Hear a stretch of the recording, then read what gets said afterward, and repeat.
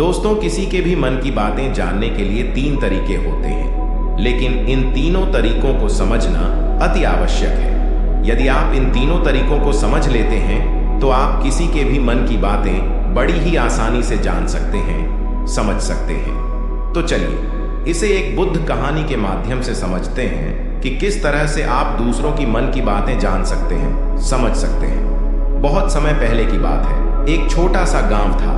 उस गांव में 2 भाई रहा करते थे। बड़ा भाई अंधा था, जिसके कारण वो हमेशा घर पर ही बैठा रहता था, और छोटा भाई खेती किया करता था। लेकिन खेतों में अधिक जानवर आने से पूरी फसलें नष्ट हो जाती थीं, जिस कारण छोटा भाई बहुत परेशान हो चुका था।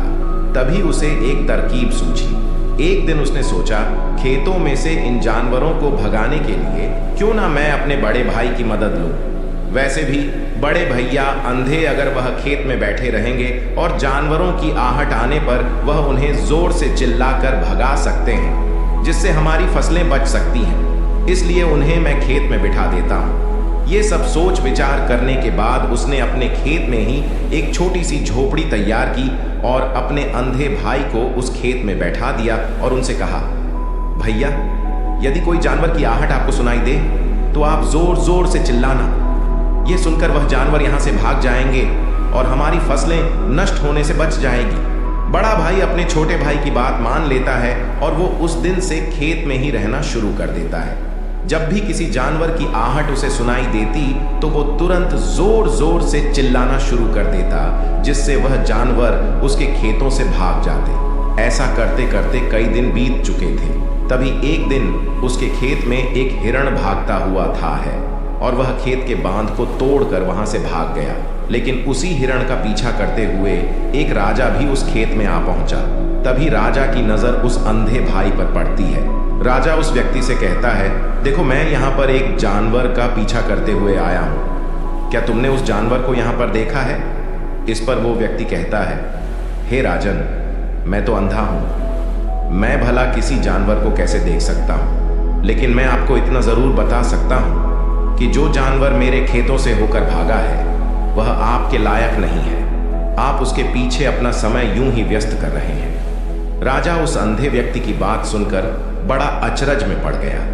वो ये सोचने लगा कि आखिर यह तो अंधा है, फिर इसे कैसे पता कि जिसे हिरण को मैं तलाश रहा हूं वह हिरण मेरे लायक है ही नहीं। यह अंधा व्यक्ति मुझे कैसे बता सकता है? तभी राजा उस अंधे व्यक्ति से कहता है, कहीं तुम मुझसे झूठ तो नहीं कह रहे हैं? एक तरफ तुम ये कहते हो कि तुम अंधे हो और दूसरी तरफ तुम ये भी कह रहे हो कि जो जानवर यहाँ से भागा है वो मेरे लायक नहीं है। इस पर वो अंधा व्यक्ति कहता है, हे राजन, जिसे आप एक हिरण समझ रहे हैं, असल में वह एक हिरण नहीं है बल्कि एक हिरणी है, और वह भी गर्भवती है।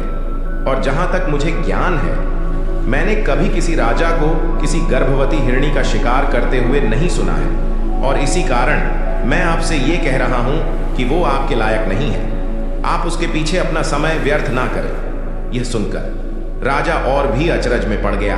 वो ये सोचने लगा कि आखिर ये अंधा आदमी यह कैसे जान सकता है कि वो हिरणी है और गर्भवती है। राजा कुछ देर सोच विचार करने के बाद अपने सेनापति से कहता है, सेनापति जी, मुझे वो जानवर जिंदा चाहिए, क्योंकि मुझे यह पता करना है क्या वो हिरणी है और क्या वह गर्भवती है, क्योंकि यह अंधा आदमी बहुत विश्वास के साथ कह रहा है और मुझे इस बात की पुष्टि करनी है। यदि वह हिरणी हुई और गर्भवती हुई तो वह हमारे शिकार के लायक नहीं है, क्योंकि हम तो एक हिरण का पीछा कर रहे थे। इसलिए जाओ और पता करो कि क्या वो हिरणी है। सेनापति राजा से आज्ञा लेकर आगे की ओर बढ़ चलता है, और कुछ देर बाद जब वह वापस लौट कर आता है तो वह राजा को कहता है, हे राजन, इस अंधे आदमी ने जो भी बातें कही हैं वो बिल्कुल सही है। वो एक हिरनी ही है और वह गर्भवती भी है। यह सुनकर राजा आश्चर्यचकित रह गया। उसे समझ नहीं आ रहा था कि आखिर अंधा आदमी कैसे पता कर सकता है कि वह जानवर एक हिरनी है, और तो और वह गर्भवती है। भला एक अंधा आदमी यह कैसे देख सकता है, यह कैसे जान सकता है? आखिर इससे यह कैसे पता चला? ऐसे कई सारे प्रश्न अब राजा के मन में उमड़ने लगे। अब राजा ने यह ठान लिया था कि मुझे इस बात की तह तक पहुंचना ही है कि आखिर ये अंधा आदमी कैसे जानता है कि वह जानवर एक हिरनी है। ये सोचकर राजा उस अंधे आदमी के पास जाता है और उस अंधे आदमी से कहता है, देखो, मैं ये तो नहीं जानता कि तुम सचमुच अंधे हो या नहीं, लेकिन मैं तुमसे एक बात जानने आया हूं। क्या तुम मेरे प्रश्न का सही सही जवाब दोगे? इस पर अंधा व्यक्ति कहता है, हे राजन, आप जो कुछ पूछना चाहते हैं मुझसे पूछ सकते हैं, मैं आपको बिल्कुल सच सच जवाब दूंगा। इस पर राजा कहता है, देखो, एक तो तुम कहते हो कि तुम अंधे हो और दूसरी तरफ तुमने यह बता दिया कि जिस जानवर का पीछा मैं कर रहा हूं वह एक हिरनी है, और तो और वह गर्भवती भी है। आखिर तुम्हें यह कैसे पता चला? तुम्हारे खेत में और भी तो जानवर आते होंगे और भी तो जानवर यहां से गुजरते होंगे, फिर तुमने यह कैसे अंदाजा लगाया? तभी वह अंधा व्यक्ति राजा से कहता है, हे राजन, आप जिस हिरनी का पीछा कर रहे थे वही हिरनी जब मेरे खेत में आई, उसकी रफ्तार और उसके भागने की आहट से मुझे यह एहसास हो चुका था कि यह एक हिरनी है और मेरे खेत की जो बांध है वह बहुत छोटी है, उसकी ऊंचाई ज्यादा नहीं है। यदि कोई हिरण होता तो उस बांध को बड़ी आसानी से लांघ जाता, लेकिन वह हिरनी इस बांध को तोड़कर भागी है, और यदि वह इस बांध को छलांग लगाकर पार करने का प्रयास करती तो इससे उसके बच्चे को खतरा होता, और इसी बात से मैंने ये पता लगा लिया कि वह गर्भवती है। इस कारण वह ज्यादा ऊंची छलांग लगाकर मेरे खेत की बांध को तोड़ते हुए भाग गए। इस पर राजा के मन में एक और प्रश्न उठा। राजा ने कहा, किंतु तुम्हें कैसे पता चला कि वह एक हिरनी ही है? और भी तो कोई जानवर यहां पर आ सकते हैं। इस पर वह अंधा व्यक्ति कहता है, हे राजन, मैं पूरा दिन सुबह शाम यहीं पर बैठा रहता हूं और मेरी सुनने की शक्ति बहुत तेज है। मैं ये भाप जाता हूं कि कौन सा जानवर मेरे खेत में आया है, और उसी के आधार पर मैं जोर जोर से चिल्लाता हूं ताकि वो मेरे खेत से भाग जाए और मेरे खेत की फसलों को नष्ट न कर पाए। राजा उस अंधे आदमी का यह जवाब सुनकर पूरी तरह से संतुष्ट हो चुका था। वह मन ही मन यह सोच रहा था कि आदमी भले ही अंधा हो, लेकिन यह तो बड़ा ज्ञानी मालूम पड़ता है। इस आदमी से कुछ ना कुछ तो काम निकलवाना ही चाहिए। ये विचार लिए हुए राजा वहां से वापस अपने महल की ओर लौट जाता है। राजमहल पहुंचते ही राजा उस अंधे व्यक्ति से कहता है, आप तो बड़े ज्ञानी व्यक्ति हैं, आपको किसी भी बात का पता बड़ी आसानी से चल जाता है। आज मैंने आपको यहाँ पर इसलिए बुलाया है क्योंकि मैं आपसे ये जानना चाहता हूँ कि मेरी पत्नी पतिव्रता है या नहीं। इस पर वो अंधा व्यक्ति कहता है, हे राजन, ये कैसा प्रश्न हुआ? इस पर राजा कहता है, मैंने आपसे बिल्कुल उचित प्रश्न किया है, मुझे इस प्रश्न का उत्तर दीजिए। इस पर वो अंधा व्यक्ति कहता है, हे राजन, ये सारी बातें जाने दीजिए, आपकी शादी को इतने साल बीत चुके हैं और अब आप ये बात क्यों जानना चाहते हैं? आपके मन में ऐसे प्रश्न क्यों उठ रहे हैं? इस पर राजा जिद करते हुए कहता है, देखिए, आपको मुझे इस प्रश्न का उत्तर तो देना ही होगा। यदि आप मुझे इस प्रश्न का उत्तर नहीं देंगे तो मैं आपको मृत्यु दंड दे दूंगा। राजा के मुख से यह बात सुनकर वह अंधा व्यक्ति कहता है, हे राजन, यदि आप इस प्रश्न का उत्तर चाहते हैं तो उसके लिए आपको मेरा एक काम करना होगा। राजा कहता है, बोलो, मुझे क्या काम करना होगा? इस पर व्यक्ति कहता है, इसके लिए आपकी पत्नी को मेरे साथ कमरे में अकेले छोड़ना होगा। उस अंधे व्यक्ति की यह बात सुनकर राजा पहले तो क्रोधित हो जाता है, लेकिन फिर कुछ सोच विचार करने के बाद वह उस व्यक्ति की बात मान लेता है और अपने सेनापति को आदेश देता है, सेनापति जी, इस व्यक्ति को और मेरी पत्नी को एक कमरे में कुछ देर के लिए अकेला छोड़ दें। सेनापति बिल्कुल वैसा ही करता है। अब राजा की पत्नी और अंधा आदमी एक कमरे में बंद हो चुके होते हैं। तभी वो अंधा आदमी राजा की पत्नी से कहता है, मुझे आपको छूना है।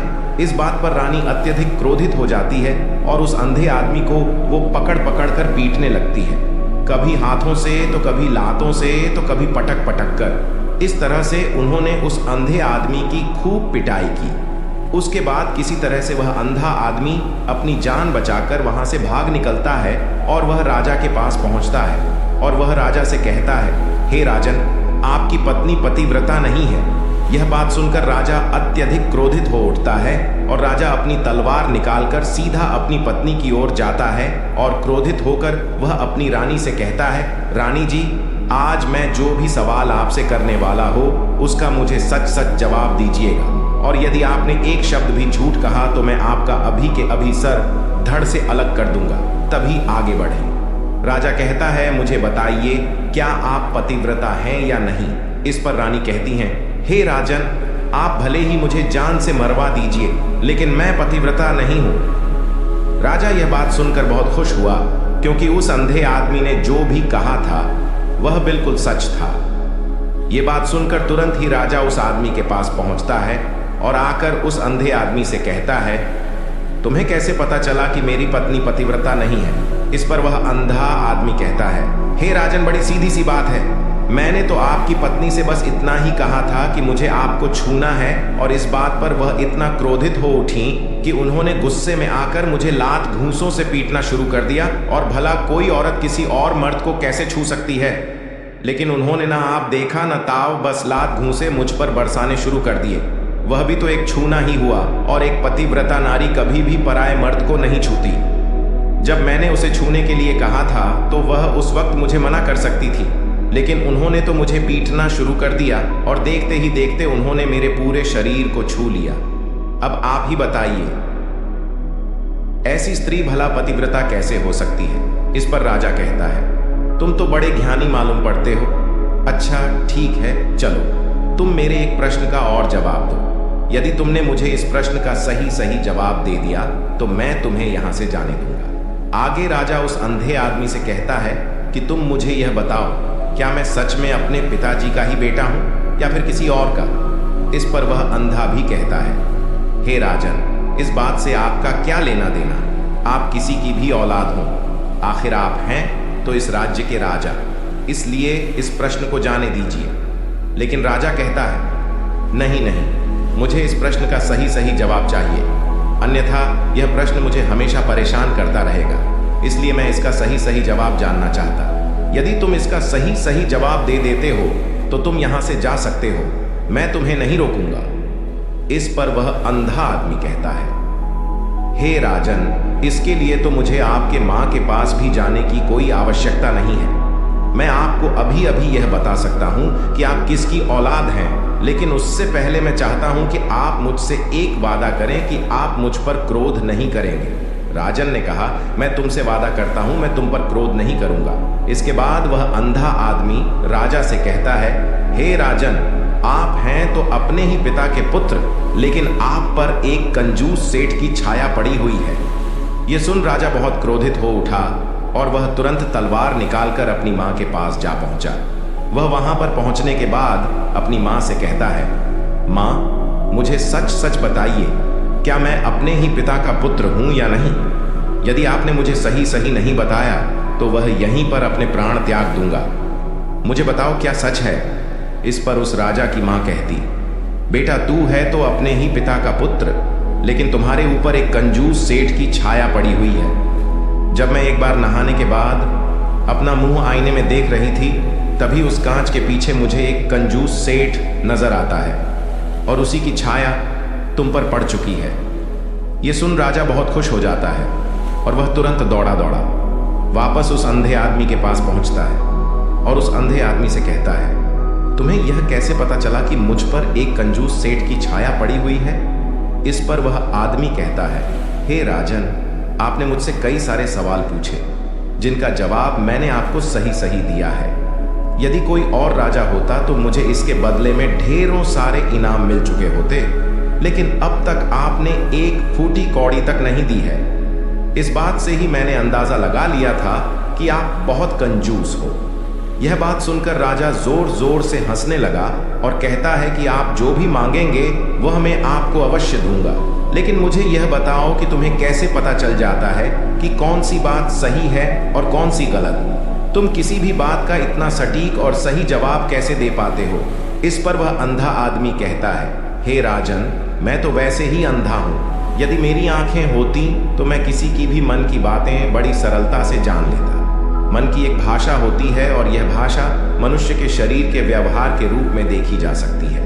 उसकी आंखों से, उसके होठों से, उसके काम करने के तरीके से, उसकी क्रियाओं से पता किया जा सकता है कि उसके मन में क्या चल रहा है।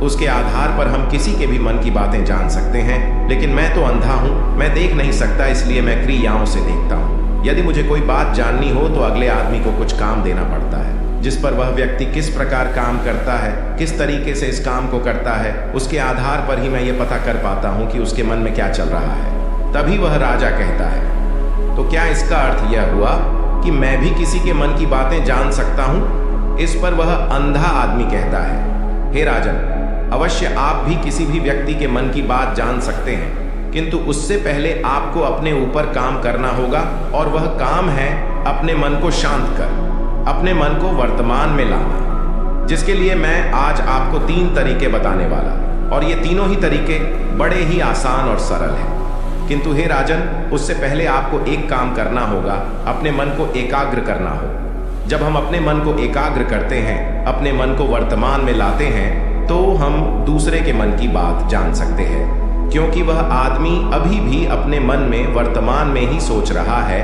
और हमें भी मन को वर्तमान में ही लाना होगा, तभी हम उसके मन की बातें जान सकते हैं। यदि हम अतीत में हुई घटनाओं के बारे में सोच रहे हैं, तो वह जो अगला आदमी वर्तमान में सोच रहा है, वर्तमान में अपने मन में बात कर रहा है, वह हम कैसे जान पाएंगे? क्योंकि हम तो अतीत की घटनाओं में डूबे हुए हैं। इसलिए किसी के भी मन की बात जानने के लिए सबसे पहले हमें हमारे मन को एकाग्र करना होगा, उसे वर्तमान में लाना होगा। आगे वह व्यक्ति राजा से कहता है, हे राजन, जो 3 तरीके मैं आपको बताने वाला हूँ, इन 3 तरीकों से बड़ी आसानी से किसी के भी मन की बातें जान सकते हैं। उसके बाद वह अंधा आदमी राजा से कहता है, हे राजन, जो सबसे पहला तरीका है वह है आंखों पर ध्यान देना। किसी व्यक्ति से बात करते वक्त उसकी आंखों में देखना, उसकी आंखों पर ध्यान देना जो सबसे ज्यादा जरूरी है, क्योंकि आंखें बोलती नहीं पर बहुत कुछ कह जाती है। यदि हम किसी व्यक्ति की आंखों के इशारों को समझना सीख जाए, हम यह जान पाएंगे कि व्यक्ति के दिमाग में क्या चल रहा है, वो क्या सोच रहा, और अभी वह क्या करने वाला। मेरे पास आंखें नहीं, लेकिन मैंने अपने गुरु से यह विद्या सीखी है, क्योंकि बहुत सालों पहले मेरे पास आंखें थीं, और मैं उस वक्त लोगों के मन की बातें केवल उनकी आंखों से ही जान लेता था। इसलिए यदि आप भी दूसरों की मन की बातें जानना चाहते हैं, तो आपको भी उनकी आंखों पर गौर करना चाहिए, जैसे कि उनका आकार कैसा है, वह कब, कहाँ और किधर देख रहे हैं। यदि उसकी आंखें यहाँ वहाँ घूम रही हैं, जब आप उससे बातें कर रहे हैं, तो वहाँ वह इधर उधर मोड़ रहा है, कभी ऊपर तो कभी नीचे या कभी आसपास, या फिर उसकी आंखें खुश नजर आ रही हैं या फिर आंखें निराश नजर आ रही हैं, जैसे कि चोर होता है उसकी आंखों में। जब हम देखते हैं तो हमें यह पता चलता है कि अगले आदमी ने कोई गलती की है। ठीक उसी प्रकार जब हम किसी चालक व्यक्ति की आंखों में देखते हैं, तो आपको पता चलेगा कि उसकी आंखों में एक भाषा होती है, एक बहुत ही सीधा और आसान तरीका होता है। यदि आपको यह पता लगाना है कि सामने वाला व्यक्ति आपसे झूठ कह रहा है या फिर सही, तो आपको उसकी आंखों पर ध्यान देना अति आवश्यक है। यदि आपसे बात करते वक्त वह व्यक्ति अपनी आंखें यहाँ वहाँ घुमा रहा है, ऊपर नीचे इधर उधर दाएं बाएं हर जगह देख रहा है, तो इसका अर्थ यह हुआ कि वह उस बात से निकलने का कोई रास्ता ढूंढ रहा है और कोई झूठ बना रहा है।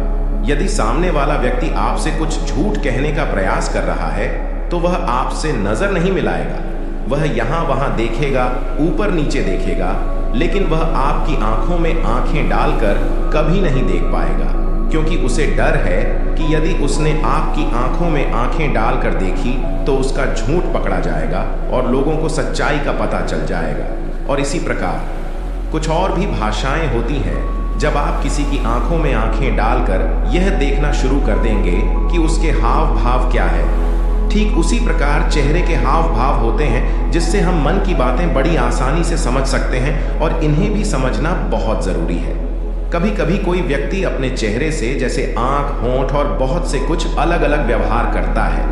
यदि आप किसी व्यक्ति के चेहरे में गौर करेंगे, तो आप आसानी से समझ पाएंगे कि वह व्यक्ति निराश है, जब व्यक्ति बहुत उदास है, या फिर वह बहुत खुश है, या फिर उससे कोई बहुत बड़ा दुख है, वह अपने अंदर क्या महसूस कर रहा है। ये सारी बातें हम उसके चेहरे के हाव भाव से पता कर सकते हैं। फिर चाहे इंसान जुबान से कुछ बोले या ना बोले, लेकिन आप उसके चेहरे से सब कुछ पता कर सकते हैं। आगे व्यक्ति राजा से तीसरा तरीका बताते हुए कहता है, हे राजन, इसी प्रकार तीसरी भाषा भी है, अर्थात तीसरा तरीका भी है, और वह है हाथों के इशारे और शरीर का व्यवहार। मन की बात समझने के लिए हमें हाथ के इशारे और शरीर के व्यवहार को समझना बहुत आवश्यक है। कोई व्यक्ति जब बात करता है तो आपने देखा होगा कि वो अपने हाथों को हिलाता रहता है, अपने हाथों से इशारा करता रहता है।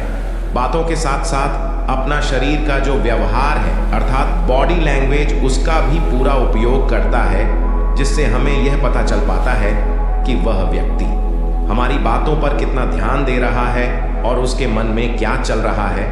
शरीर के व्यवहार को देखने के लिए उसके हाथ मटकाने, शरीर मटकाने और चेहरे पर बार बार हाथ लाल, हाथों का एक दूसरे से मसलना, ऐसी बहुत सी क्रियाएं होती हैं। उस पर हमें ध्यान देना अति आवश्यक। मन की बात को समझने के लिए हमें शरीर के व्यवहार को भी समझना पड़ता है। यदि हम इन 3 तरीकों को सही तरीके से ध्यान देकर इन 3 तरीकों को अच्छे से समझ लेते हैं तो हम बहुत जल्दी किसी भी व्यक्ति के मन की बातें बड़ी सरलता और सहजता से जान सकते हैं। इसलिए यदि आपको किसी के मन की बातें जानी है तो आपको उसकी आंखों पर, उसके चेहरे पर, उसके शरीर के हाव भाव को और उसके हाथों को ध्यानपूर्वक देखना और समझना होगा, जिससे आप यह समझ पाएंगे ये आखिरकार उसके मन में क्या चल रहा है और वह क्या सोच रहा है। लेकिन उनसे पहले आपको अपने मन को एकाग्र करना होगा, शांत करना होगा और अपने मन को वर्तमान में लाना होगा। तभी आप उस व्यक्ति की इन सभी क्रियाओं पर ध्यान दे पाएंगे, उन्हें समझ पाएंगे। अन्यथा आप यदि अतीत की घटनाओं में व्यस्त हैं, भविष्य की योजनाओं में व्यस्त हैं, तो आप उस व्यक्ति के हाव भाव पर कभी ध्यान ही नहीं पाएंगे और ना ही आप कभी यह समझ पाएंगे कि आखिर उस व्यक्ति के मन में क्या चल रहा है, वह क्या सोच रहा है।